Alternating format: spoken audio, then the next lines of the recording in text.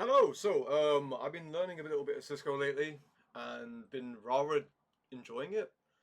It's just been a bit of a pleasure to kind of come back after about, 12 years on a standby, right? Because the first time I got introduced to Cisco was in 2012 with a lovely group of people from Birmingham City University, and these guys were absolutely awesome. I was doing 648.02. Now I'm doing 200.301, which is the new CCNA. Back then we had ICND 1 and 2. We don't have that anymore nowadays. And yeah, it's been really, really nice actually to get back. Um, you know, DevOps is great, but yeah, I've got a bit of a soft spot for the networkers, to be honest. It's kind of where technology for me took off. So today we've got a bit of an activity.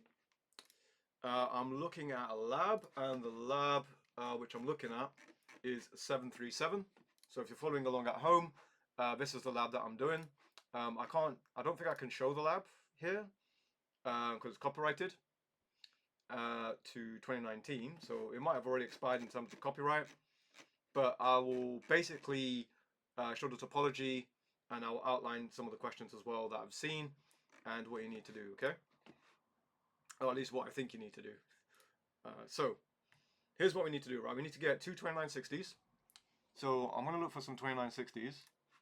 I'm using two 4K screens, which is why it's so small and hard to see, because I have no idea in Packet Tracer how exactly you make the interface bigger. Normally, when we do these type of things, I use the Control Plus, and that usually makes things bigger, especially if I'm using terminal commands. But in Cisco, that's just not the case.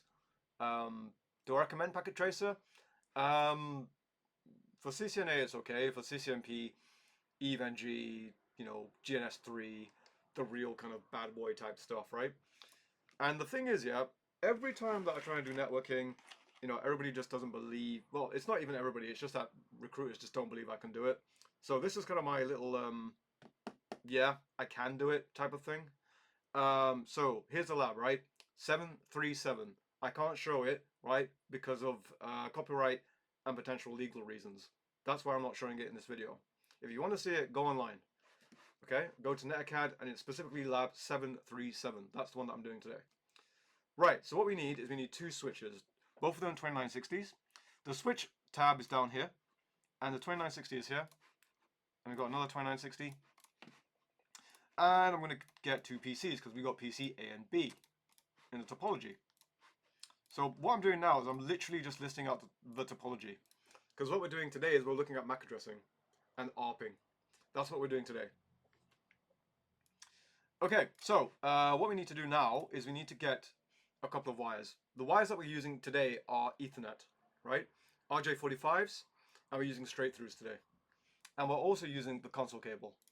So what we're going to do is we're going to look at the topology, and it says FA06. That's Fast Ethernet 06 down to the computer, which is going to be on FA00. We're going to do that again, and we're going to go to FA018. And we're going to go to PCB, which is going to be on FA0 there. Now the interconnect between the two is FA00. FA00 is the first port on switch 1 and the first port on switch 2. I'm now going to forward the simulation to allow all links to come up.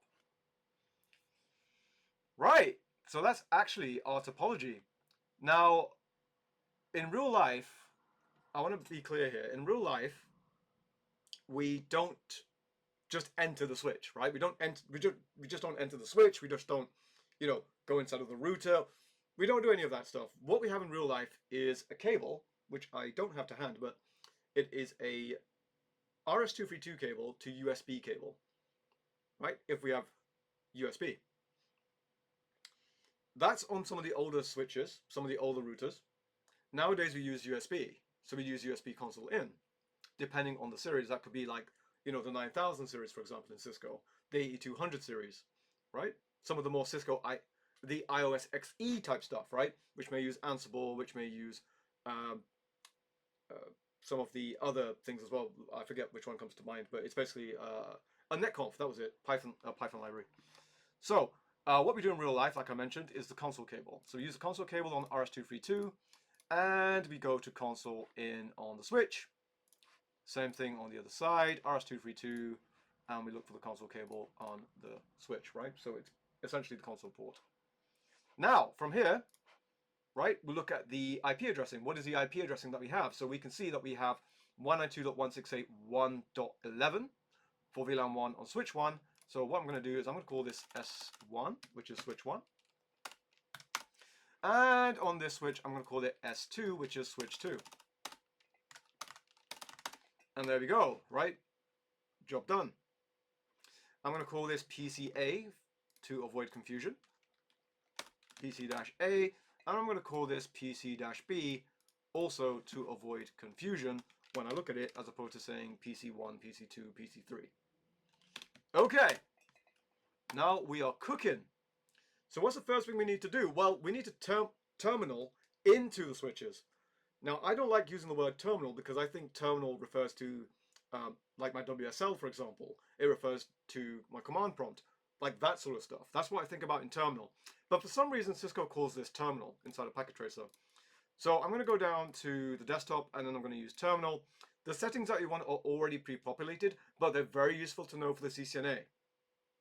Okay? By default, they are bits per second, 9600. Data bits, 8. Parity, none. Stop bits, 1. Flow control, none. I'll repeat that again. Bits per second, 9600. Data bits, 8. Parity of none. Stop bits of 1. Flow control of 0. We'll click OK.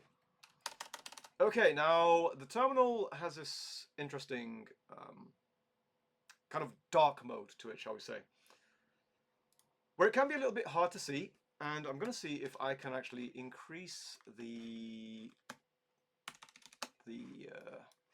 font, but it doesn't look like Control Plus works on here. It's something that Cisco really needs to fix, is Control Plus. Let's see if I can do anything about that. Can I do anything about this? Let's see, options, preferences, fonts. Let's see, CLI is on 8. All right, let's make it 12. Apply. And let's go down here. And it still looks like an 8 to me. But we'll try 12. CLI is on 12. Let's see if that's made any difference. That's a bit bigger. That's better. Okay, cool. So we are inside switch S1. Okay, cool. So here's a couple of things I'm going to do. I'm going to do enable. I'm going to do a... what am I going to do? I'm going to do a conft. Okay, this is interesting. I made a mistake, right? I've done translation, which is conft to the main server. So what we can do there is Control-Shift-6, and that will break out of it. And what I can do from here is a conft, which means configuration terminal. And then I'm going to do a no IP domain lookup. Let's see, no IP dash domain lookup it should be. Okay, let's have a look. It should be a no IP domain lookup. IP. There we go, domain lookup. Domain lookup, I can see it there. And there we go, tab completion, no IP domain lookup, which will prevent that from happening again. And then what I'm going to do is I'm going to do the host name. I'm going to call it S1, right? So that makes it a bit easier for me to understand. And then I'm going to look at the diagram, and it looks like we have a VLAN interface of 1 and a subnet mask. So very, very easy. Int VLAN 1. And then I'm going to do an IP address 192.168. Whoa, hello, 192.168.1.11. And then I'm going to put my subnet mask in as class C. And then do the no shut, which means I now have my line interface up, which means I now am able to SSH actually into the switch on VLAN 1, which is our native VLAN, which is awesome. Okay, cool. That is good. I don't need to do anything more than that, so I'm going to exit out. I'm going to exit out, exit, copy, run, start. Let me just check if we need to do anything else.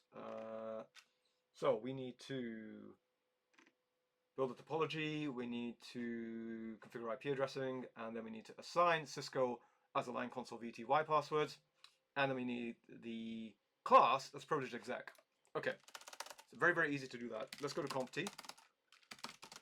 Okay, and then we're going to do something called line conf 0, which means that this is the console port. There's only one, so this is why it's called line conf 0. It just means line console 0. And then what we need to do is called password Cisco. Let me just double check that that's correct. It is. Okay, and there we go. And now what I like to do is something called logging synchronous. Logging synchronous is essentially a command. I should say logging synchronous. That's fine. Thank you. Logging synchronous is essentially a command which allows you to get logs out from a switcher or a router and put them in a format which would be easy to read through SNMP, and then give that over to something like Grafana, something like Zabbix, so that way it can be interpreted in a new way, which would basically mean that in Grafana you see everything that you see out of the switches, and that depends on a couple of different things, which I haven't quite covered yet. But from what I remember, there's certain parts within the switch, within SNMP, that you can see inside of it. I think they're called SNMP traps, and basically you get an entire program which deciphers the language coming out of the switch or the router, and you can get it from that. Nowadays we don't really use that. Nowadays it's all on Linux, so I believe it's all done via Prometheus, but I don't exactly know because nowadays it's changing so quickly. So I suspect there'll be something sort of like Prometheus. You get it all out of JSON, put it into TSDB, and then you see it in Grafana. That's probably the way that it works nowadays. And I wouldn't be surprised if it worked that way, to be honest. Anyway, so that's that done. Next part we need to do is assign the class. So let's go back out, and then we're going to do class enable secret. Sorry, enable secret class. Yep, there we go. Enable secret class. Done, done, done. We're going to exit out of that. Copy, run, start. Boom, boom, done. Right, and that's that part done. Okay, the next part that we want to have a look at is the computer itself. So what we're going to do to make things easier is we're literally going to go to config and then see what the IP addressing is there currently. I can't see anything, so let's go on F800. We've got static IP address and a subnet mask. We should have the IP address configuration, which is basically that anyway. Oh, whoa, this is terrible. IP configuration, and let's go to DHCP. Set it on static mode, which is where it should be. And let's see, this is PCA, and our IP addressing is 192.168.1.1. Again, class C, 1.1, and then we're going to put 255. Okay, that is sorted. Okay, so we got one side of the network up. Let's go to the second side, which is on PCB, and we're going to do exactly the same sort of thing. Again, with the same settings, click OK. And I'm going to go down here, I'm going to do comp T, no IP, we're going to do a domain lookup, domain dash lookup, there we go. Exit out of that, and we're going to do, oh actually we shouldn't have exit out of that, we could have done an enable class, enable secret class, sorry, line con 0, and we're going to, I've put it on the shot there we go, line con 0. And we're going to do password Cisco and same logging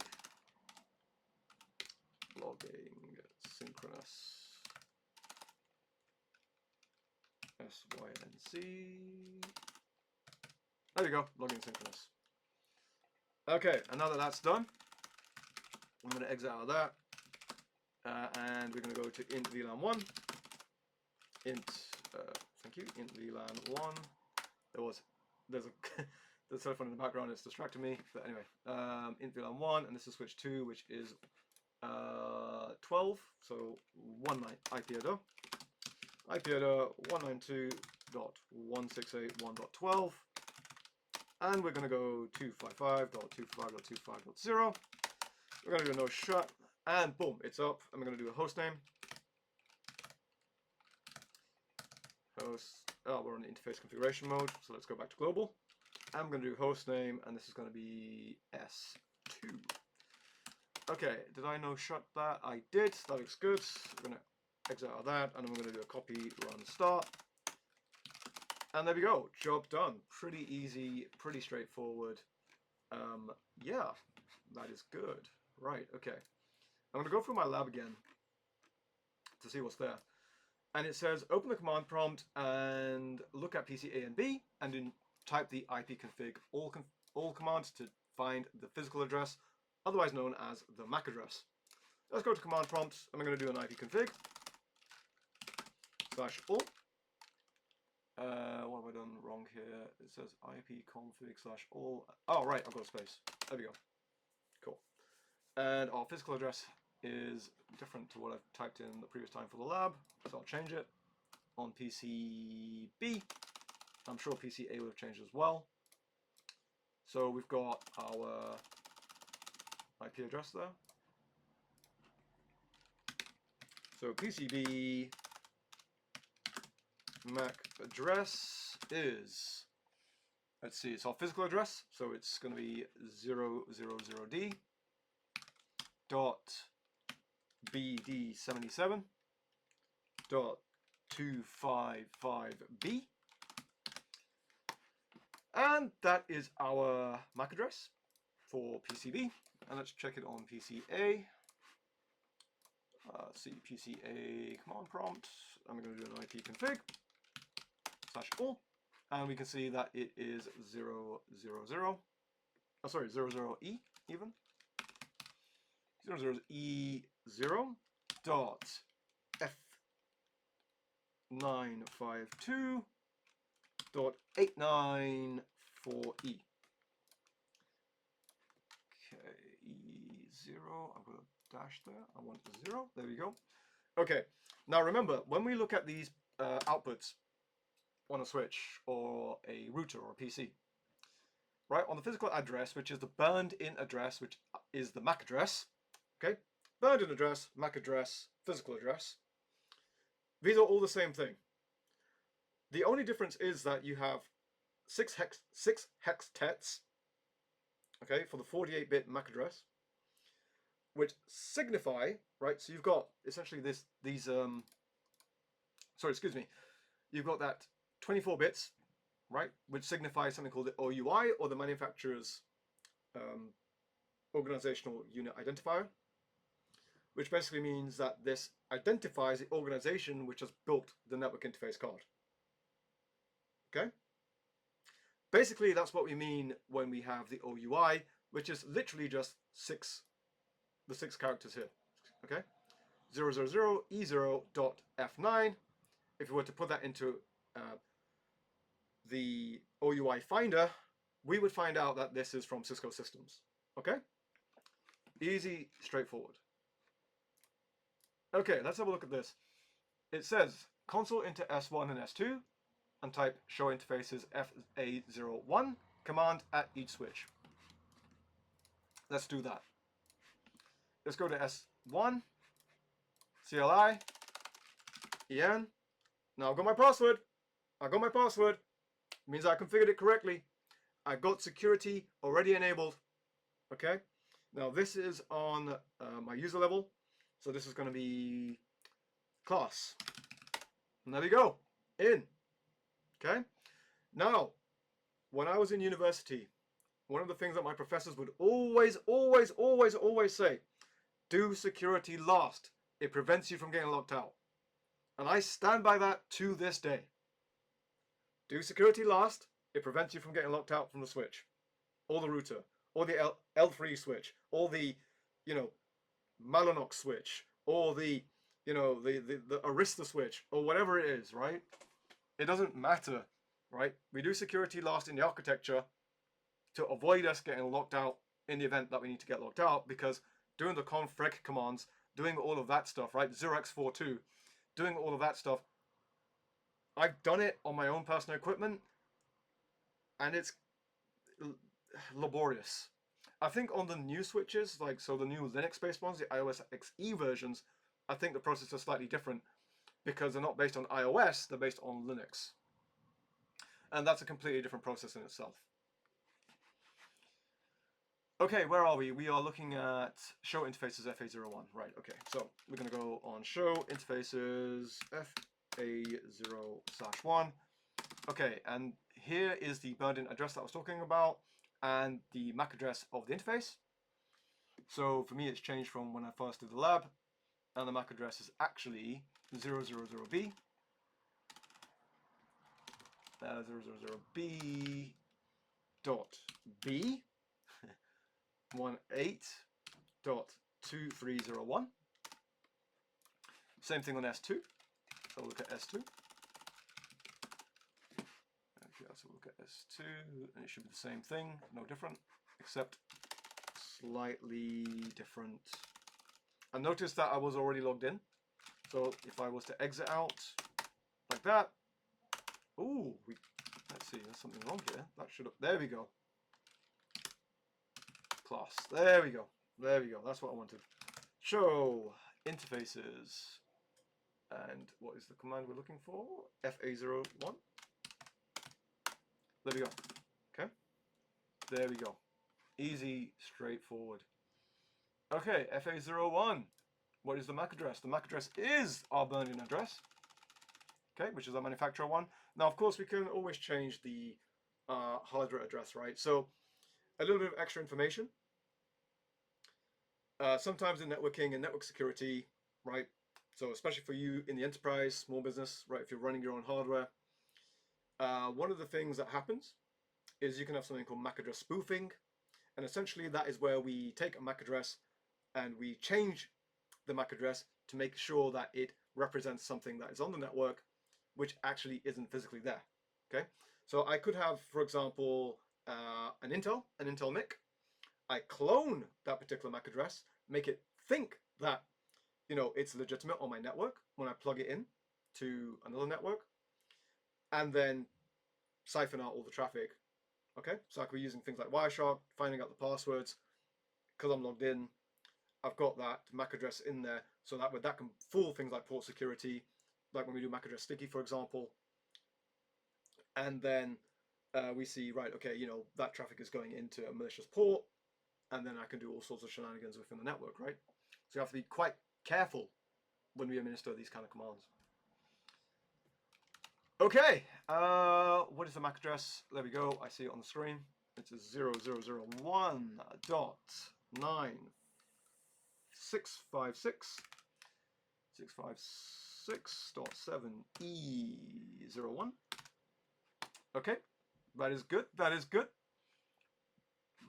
Now, on S2 it says display the switch MAC address table.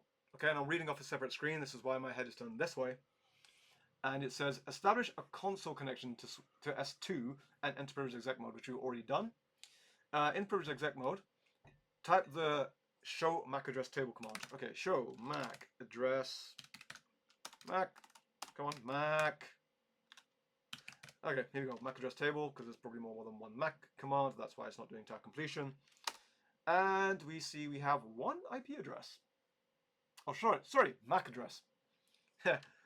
Notice how I said IP address there, because of the ARP. Anyway, show MAC address. And it says, even though there has been no network communication initiated across the network, i.e. no use of ping, is it possible that the switch has learned MAC addresses from its connection to the PC and the other switch? Yes, but it doesn't seem to have done so, which is kind of strange. I think this is actually a bug in Packet Tracer. Let's see if I speed this up. It normally takes 5 minutes to get that. So I wonder if we can. Yeah, it's still doing one, so it's aged out of the system. Okay, no big deal. What we can do is we can ping. So let's try and do a ping of system 2, where we can get all of those in. Right, because of the ARP. Basically, what's happened is I've yapped on for more than 5 minutes. And as I've yapped on for more than 5 minutes, it's actually cleared the MAC address table. Right, because there's 300 seconds on the MAC address table. So, what we need to do there is basically just kind of trick the switch a little bit and basically say, right, I want you to ping. This is on PCA, so ping PCB on 192.168.1.2. And it will now do the ARP. There you go, request timed out. And as long as we're on the same subnet, this should, in theory, work. Connection timed out. Are we on the same subnet? We've got, yeah, we are. We are. We're on 1, 2. All on the same subnet. Okay, what happened? So we have 100% packet loss. Let's go into simulation mode, see what's going on. Okay, and we want to take our packet. Where is our packet? Let's go change this a little bit. Let's see. Oh, here we go. Play. So what have we got here? These are BPDUs. Okay, this is a spanning tree.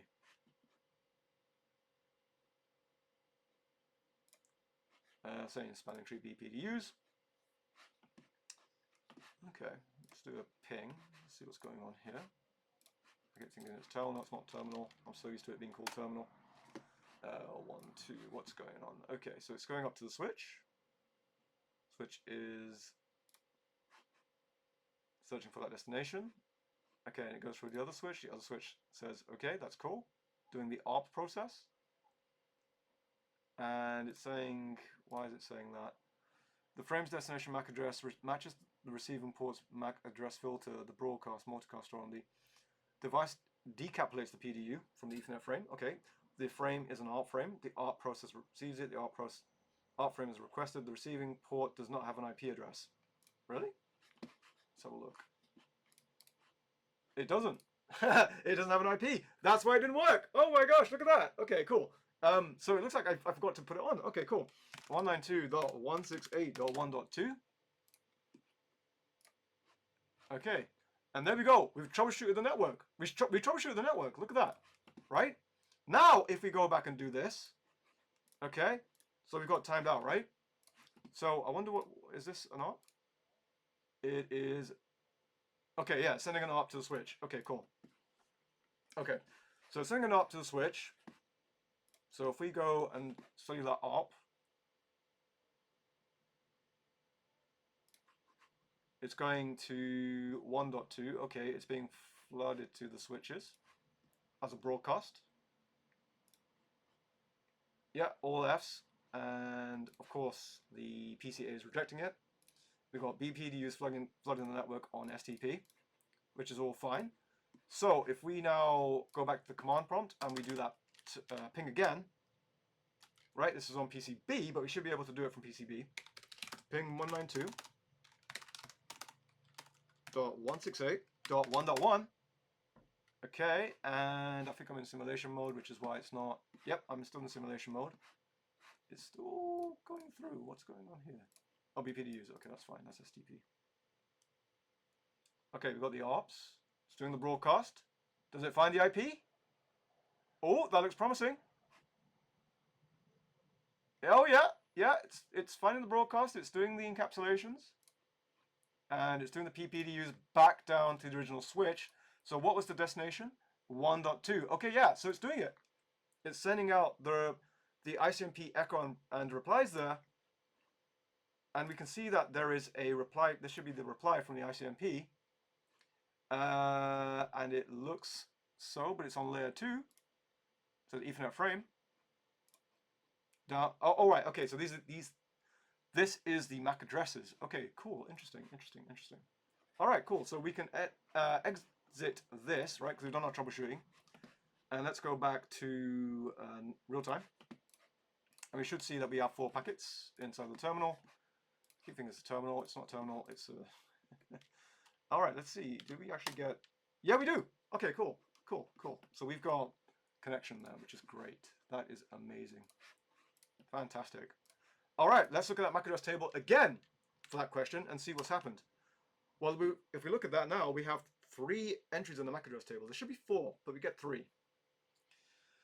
Should be 4, right? Why? Because we have S1, S2, PCA, and PCB. So it means that we haven't quite got one connection. Let's see where we're going wrong here. So we've got F18. We should have 3 on FA06, right? We should have PCA, S1, and S2 on F18, but you only see 3. So let's see if we can force it. Okay, it's pinging it. Okay, it's getting the IP addresses from the all Fs from the broadcast, which is fine, from the ARP. Let's try that again. Okay, so that should be all flooded. Okay, depending on the MAC address table, but it should be fine. All right, let's see what we've got. We've still got 3. Okay, let's see what we got. Have we got 3 on here as well? Show MAC address table. And we still got 3. Okay. So we know 2 on FA01, 1 on FA06. We don't have CPU generated, so I think the last time I did this I had a bug whereby it was showing one MAC address which just didn't exist, which was weird. So let's me just make sure what we have here. Okay, so we have 2 on FA01. So let's do show interfaces FA01 and check those MAC addresses. And it's still part of the task, by the way. So we have 001 BE182301. We don't see 2301. Interesting. Interesting. So that is coming from somewhere else. Okay, what about 6? 2306. We don't have that either. Interesting. So we should have the computer on at 894. Yeah, so we should have a computer at 894E. So let's check that. Where are we going? We are. Oh, this is a switch, right? Okay. Okay. Go back to CLI. And let's go to command prompt. And we have BBB6. BBB6. Which is also not here. So it's picked up some stuff from somewhere. So if it's not on here, where is it picking it up from? Alright, let's check S2.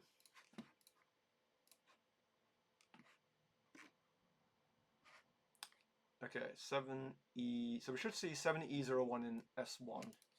Yeah, we should see that. Okay, let's put that there. Let's put that there. Let's put that here.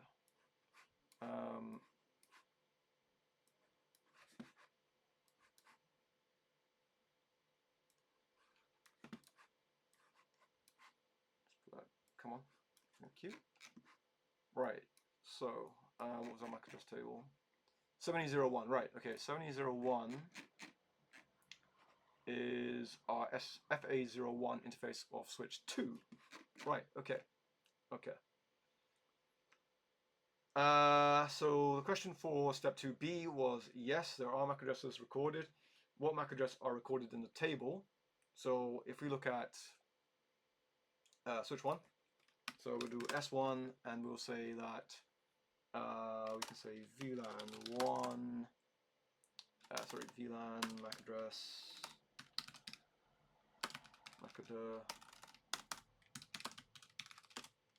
and its type and ports, right? Because it says ignore CPU mapped MAC addresses.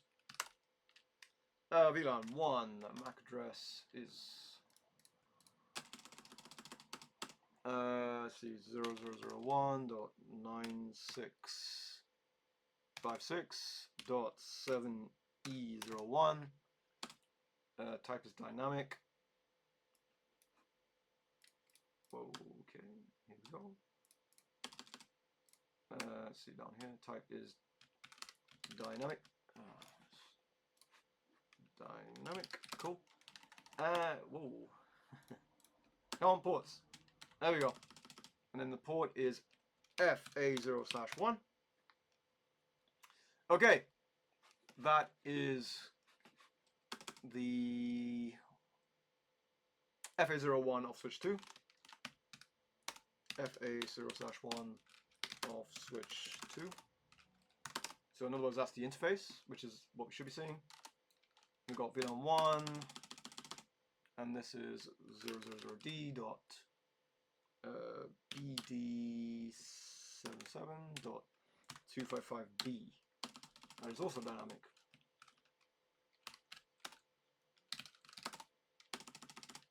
And we've got FA0/1. And let's see where this is coming from. Is this coming from port FA06, the computer? Where is this coming from? So we've got one. I can see that 255B is also listed in switch 2, which means that this is actually the computer's IP. So this is actually PCB, MAC address even, sorry. PCB MAC address. Keep thinking it's an IP, it's not an IP, it's a MAC address. Get it right. Come on. 1 in switch 2, in switch 1, and we've got 00E 0.F9 52.89 for E, it is dynamic, and this port is FA06, and oh, what is this? This is FA06. If it's FA06, this is going to be PCA's MAC address. Okay, PC-A MAC address. Okay, interesting. Let me just double check that. So MAC address is 8E94E, 894E, which is exactly what it was. Okay, cool. Switch 2. Let's have a look at switch 2. And I'm going to just copy and paste my answers from switch 1.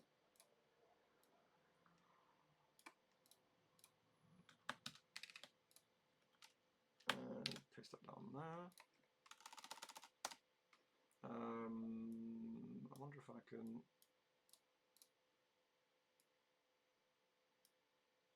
Okay. Okay, that's 2. Right, what do we have in the MAC address table? We have BE18, 00B, 000B dot B18 dot 2301, and this is coming out of FA01, which I think would be switch 1's, yeah, 2301. What is 2301? Do we have that here? 2301, yeah, here we go. Fast Ethernet of switch 1. So this is the FA of switch 1, which is 2103. Let's see, we've got MAC address of switch B on FA, should be FA18. Yep. And have we got 849E, which is the MAC address of PCA. Okay, cool. So that's basically what we have. If you do not have previously recorded MAC addresses of step 1, how could you tell which devices the MAC address belongs to using only the output from show MAC address table command? Does it work in all scenarios? No. So if you had previously recorded MAC addresses of network devices in step 1, how could you tell which devices the MAC address belongs to? You would have to do, you could do a show op. You could do a show op. But it says only using the output from show MAC address table. You could, so the answer is not necessarily. Not necessarily. You can take an educated guess based on the outputs of each device. Is it saying just for the switches, or is this just for... Oh, okay, yeah. So it's just for the switches in this case. Of each switch. And compare the wait, could you? Let's see.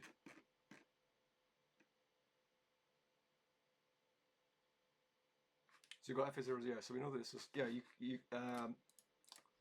not necessarily, you can compare the outputs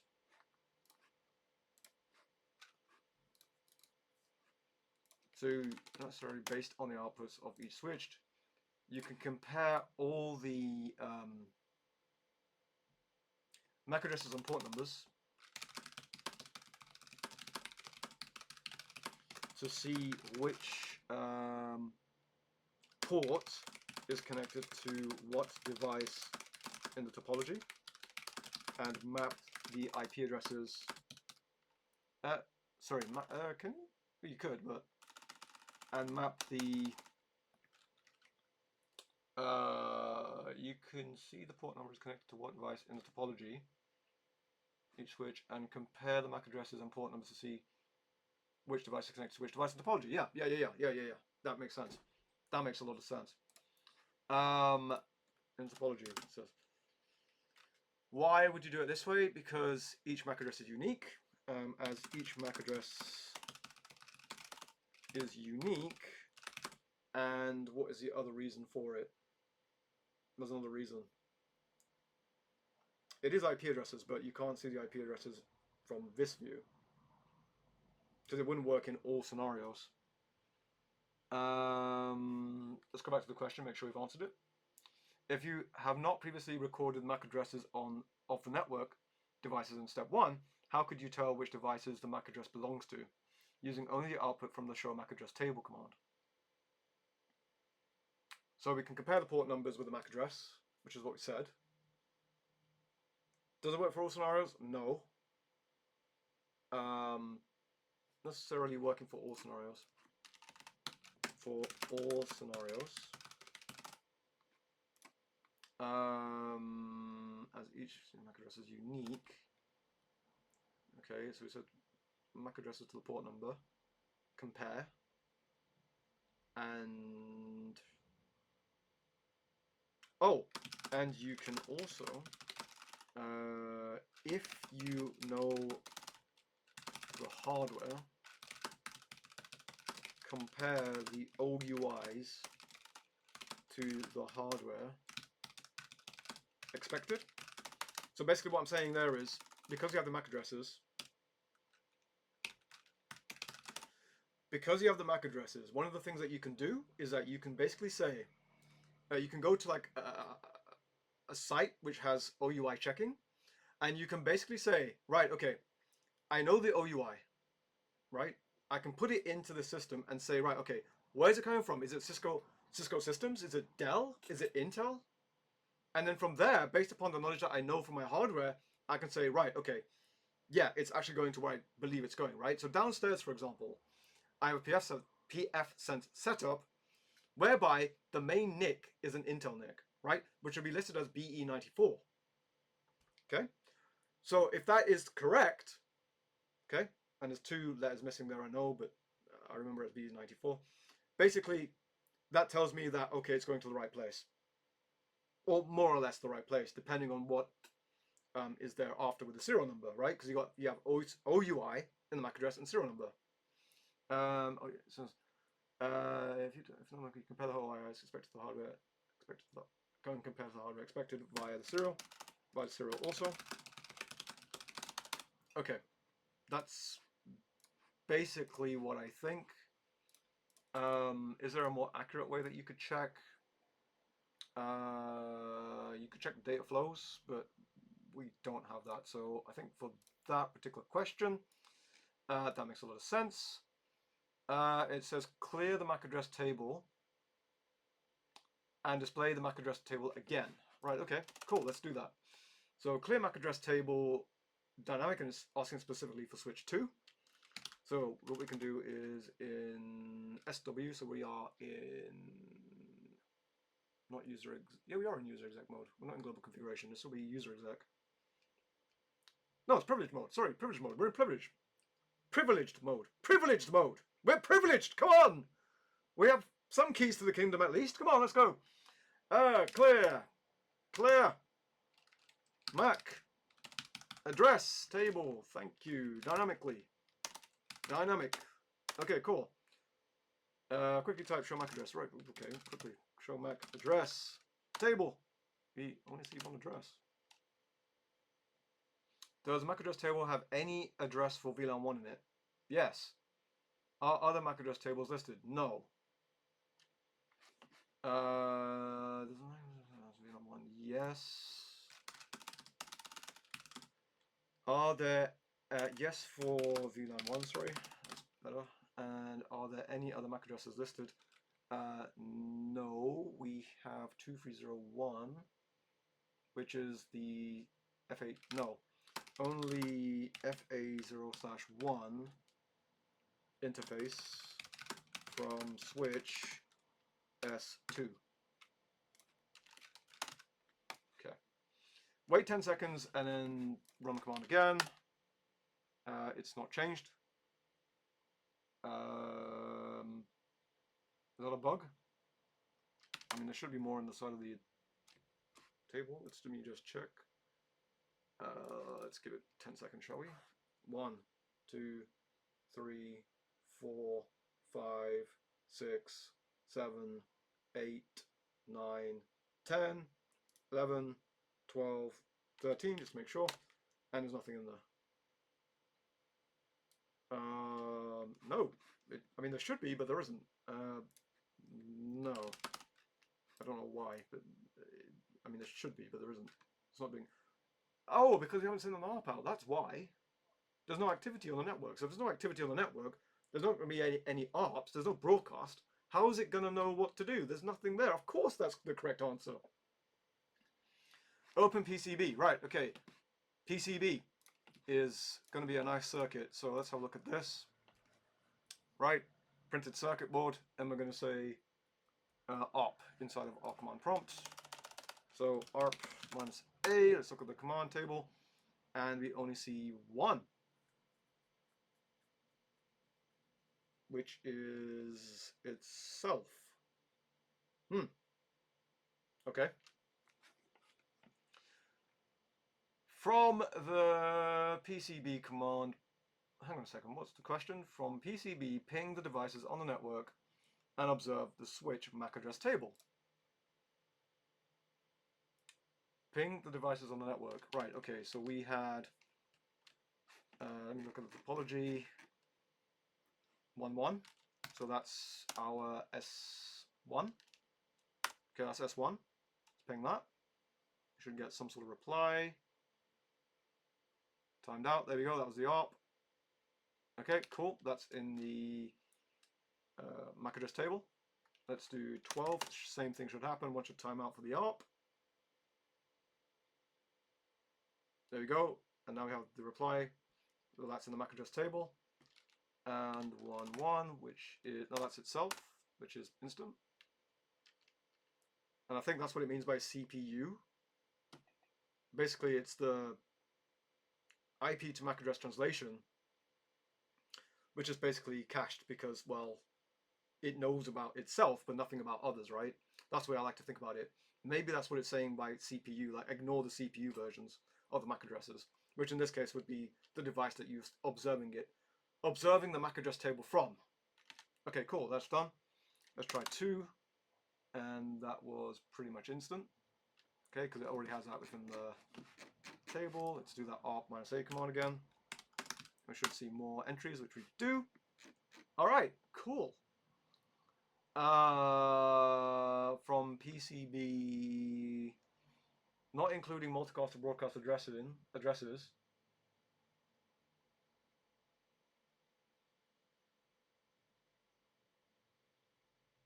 don't know why it said that inside of the question. How many device IP to MAC addresses pairs have been learned by ARP? Well, it's 3. It's 3. Right, and we can see here. Why? Because we have 1.1, which is PCB. 1.11, which is switch SW1. And we have S2, which is switch S2. So there were 3. From PCB command ping, we've done that already. Did all devices successfully did all devices have successful replies? If not, check your cabling and IP configuration. First off, there's a slight discrepancy in this lab, because checking the cabling would only be required if you did no MIDEX. Basically, you need to disable auto MIDEX, and that's on by default in Cisco. So even if you had the cabling wrong, it would actually succeed, because AutoMidX would change the electrical signal, which is sent through the wire. And yeah, so saying that you need to check the cabling is rather contrived. But okay, fair enough. S1 and S2, did all device reply successfully? Yes, because they're all in the same subnet, so there's no kind of other answer there. From console connection to S2, which is our terminal, that's our line con. Enter the show MAC address table command. Right, show MAC address table, and we have 4 IP addresses. Danny, stop calling it IP addresses. It's MAC addresses. Yeah, 4 MAC addresses. I think I'm calling them IP addresses because they look like IPv6, which is kind of true. Like, you can fit, it's weird when you think about it, you can fit an entire MAC address inside of an IPv6 address, right? Why? Because you could just pad out the other 12 bytes. I mean, what is it, 64, right? This is 48. So what is that? That's 12 and 5. That's 17 bits.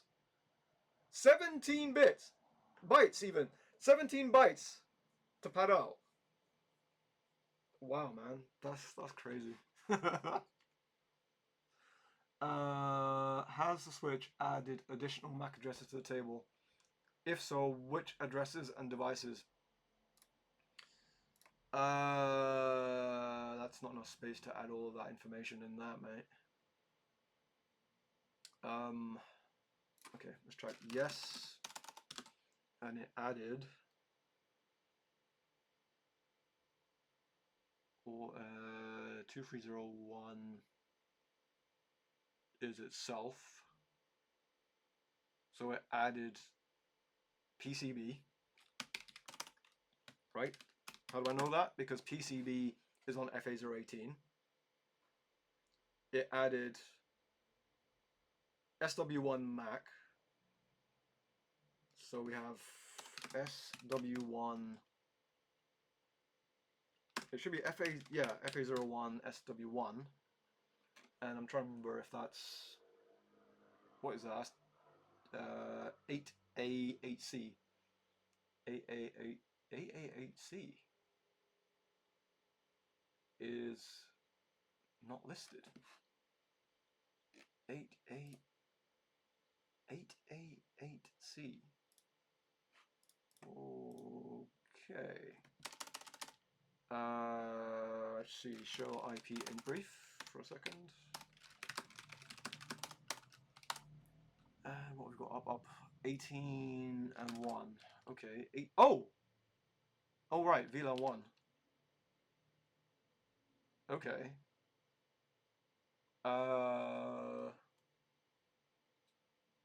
We don't show IP in brief. We want show interfaces VLAN 1, right?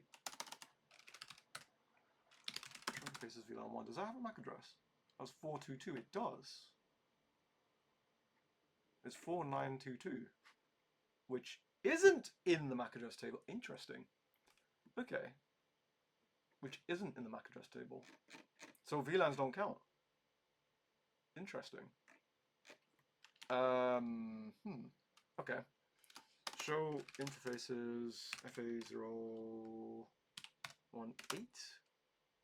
7E12 is not in the MAC address table. Okay. Okay, 894 is PCA. Okay. So we've got PCB, PCA. We should have switch SW1 interface on here as well. But that was registered as 7001 and 2301, which is there, right? Yeah, 2301. But 2301 is switch 2, so we should see 2301 is switch 2. Hang on a sec. Oh, okay. It is 2301. Okay. So it knew about switch 2. Okay, so PCA, PCB. So PCB, what's the MAC address of PCB? So FA018, so 000D, I don't want to get confused, dot BD77.255B, okay, PCA is 894E, right, okay, so 894E 00E0 dot F952 dot 894E. Okay, so that's 2 down. Right, that's 2 down, and it's a little bit more straightforward and a bit easier. We have B and E accounted for. Now we need C. So we know that 2301 is the switch of SW1, which is FA1. So I'm wondering if it's FA6's interfaces on SW1, which is giving us that. So if I go and do a show interfaces FA06 is 2306. 2306. But we have 8AC 8A8C 8A8C of FA01 learned dynamically.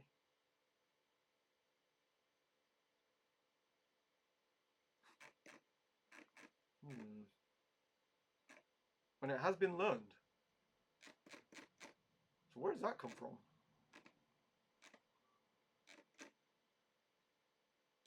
Oh, how did this switch?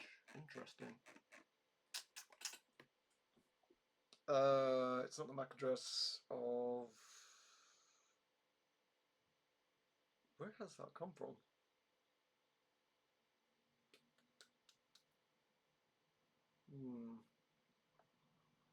Where has that come from?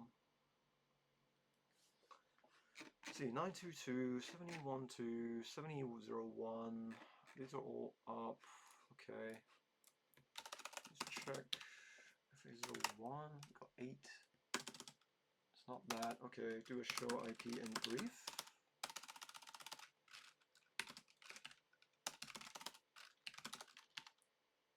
Show IP in brief. VLAN 1, show IP interface VLAN 1 is up. That's all good, but that's not what I'm after, so we'll do a show interface. 8A8C, look at that! Look at that! Look at that! Look at that! I thought VLAN didn't count. VLAN counts. Interesting. Interesting.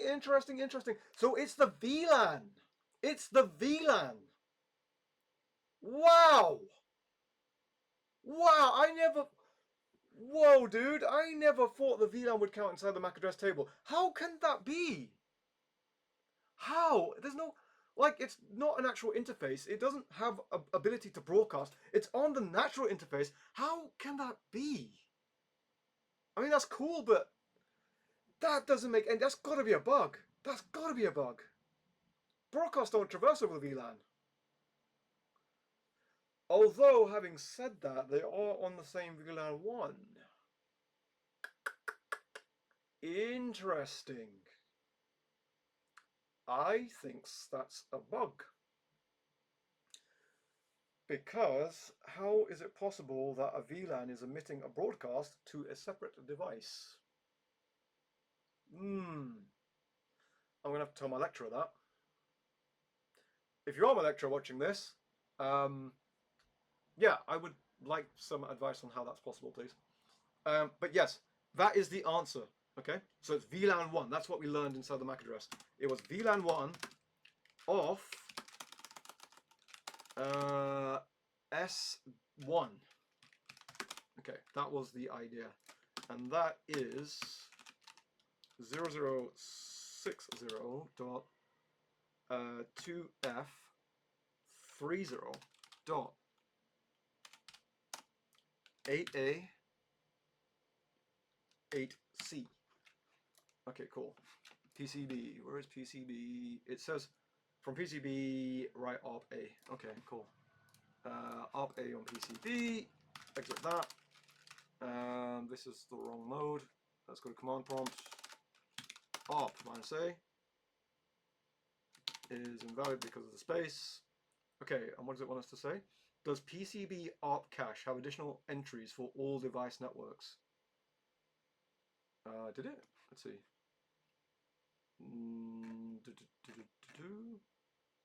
Yes, compared to what we had before, which was 1.1. For all certain things, yes. Reflection questions. Data is delivered to devices by MAC addresses. For this to happen, switches and PCs dynamically build ARP caches and MAC address tables. Why are only a few computers in the network? With only a few computers on the network, this process seems fairly easy. What might be some challenges for larger networks?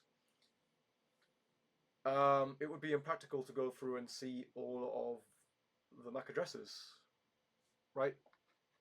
So impracticality is one.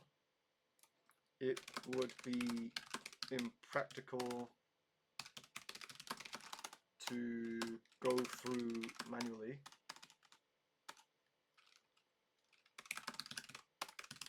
And check all the tables.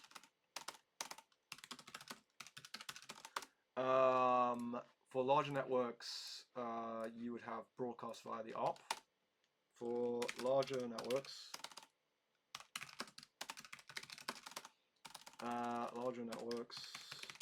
you would have a lot of broadcasts via the ARP to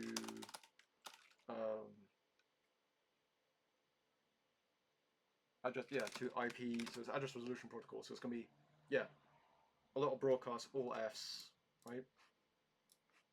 So all Fs. And I had to make that distinction in my mind, right? Because all Fs is different to 255, 255, 255, 2550, right? Or more precisely, all 255s in each octet. Why is that? Because I had to ask my lecturer this, but basically, it is a broadcast, but it's an IP-based broadcast, which means it's for things like DHCP, which is different. That works at layer 3. All Fs is at layer 2, right, for address resolution protocol and things of that nature. Okay? So when we have those two distinctions, we have to be thinking, okay, well, all Fs is in layer 2 to get to the IP address resolution. Okay? And that's the reason why. So for larger networks, you would have a lot of broadcasts via ARP to IP address resolution. And this can cause problems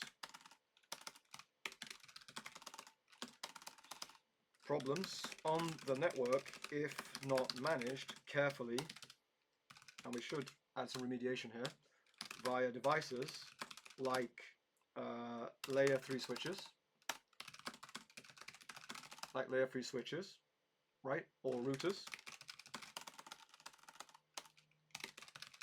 or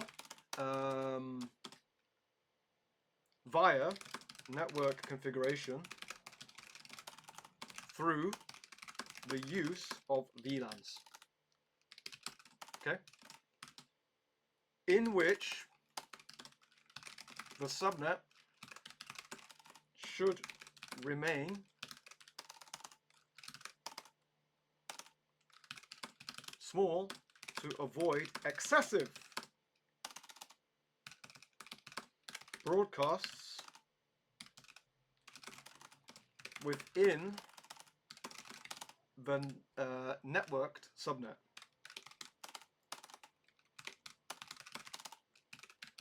Okay? Why is that? Because if we have too many devices on one network, like I have seen before in the past, right?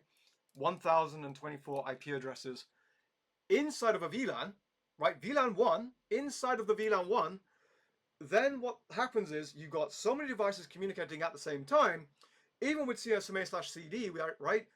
Even though they're waiting to talk to each other, everyone is just saying, hello, look at me, hello, look at me, hello, look at me, where? And 1024 devices can bring down the entire network on VLAN 1. It's native VLAN anyway. And that is just yeah, that is a bit of a nightmare. Now, I want to point out that I have seen this before. I've seen it in production, believe it or not. And yeah, it was something that I just said, we need to sort this out. This is not right. Even if it is from a DHCP server which is attached to an MS server, right, which is doing DHCP on option 67, uh, that, port 67 even, not even option 67, but you can have option 67. That is not right. And that is something that we need to mitigate against. Okay? And that's the reason why I've stated the answer the way it has been. Okay, that concludes the lab. So I hope that was useful to you, and I hope that you had some fun there. I certainly had some fun with this. This was a really, really, really interesting lab for me. We got to see broadcasts and debugging. We found out that VLAN 1 is actually included inside of the MAC address table, which for me is just like, wow. Like, I'm pretty sure that's a bug. But anyway, if you're out there and you know more about that, let me know, because that's certainly something new to me. So yeah, I hope that helps, and I'll see you again in the next one.